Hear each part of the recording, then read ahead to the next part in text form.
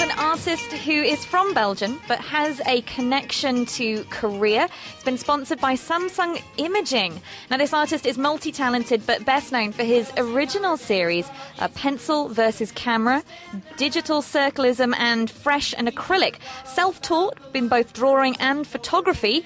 His background is mainly in journalism. Now, he's an artist that helps his viewers to imagine there's more than meets the eye, but it's not limited to mere fantasies. There's also a bit of a social commentary about people, love, nature, and much more. We'd like to welcome from Ivory Coast, Ben Heine. Good afternoon. Welcome to the show. Hi, good afternoon. Thank you for joining us.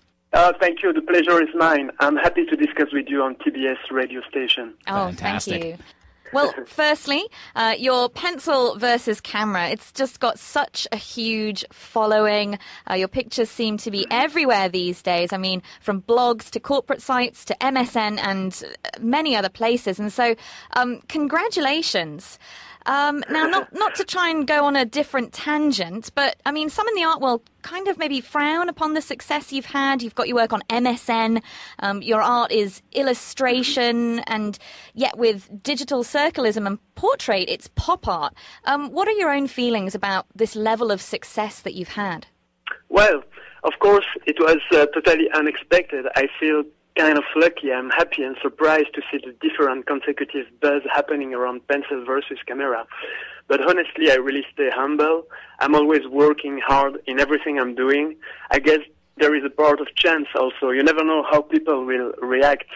What I can say is that this series, Pencil versus Camera, is completely magic, and it has only brought me positive things, and for some reasons, it speaks directly to the people's heart.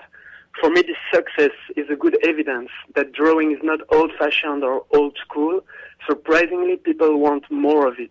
Each image of this series, with its own simplicity and with its own symbols, is like a little invitation to dream and forget the reality and troubles.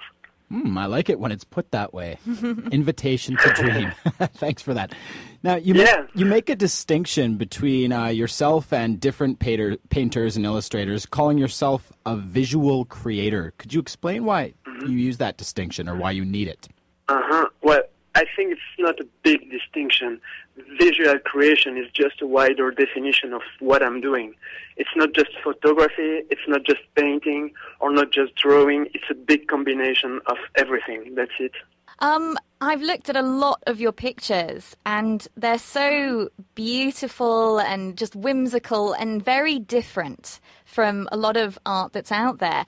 And I'm fascinated by the process. And when you started taking these pictures, what came first? Did you do the drawings? Was it taking the pictures? Could you maybe explain a little about the process of these pictures? Well, before starting Pencil versus Camera last year, I used to draw and shoot pictures on a daily basis. One morning, I thought it would be nice to actually blend these two mediums together. I posted the first picture, and the feedbacks were so massive that I felt I was bound to make a whole series. And it's not finished yet. I'm having a little break right now, focusing on my exhibitions and my other series, but I intend to make another 40 Pencil versus Camera creations. So the series keeps living and traveling, even while we are talking together right now. As for the ideas, they often come at random moments. Most of the time, I execute my ideas several days or weeks after they come to my mind. Okay. So then would you say that you purposely sort of create and then confirm your own imagination by integrating it through juxtaposition with the real world, and then sort of like capture the imagined reality with the camera, the mechanics of the camera, I would say? Yes, indeed. In this series, there is a confrontation between two dimensions, imagination and reality. The little piece of flat paper with the help of the handmade sketch represents a door to another universe. All of this, of course, is just an illusion. What is real, in fact, is the meaning and the message each image delivers.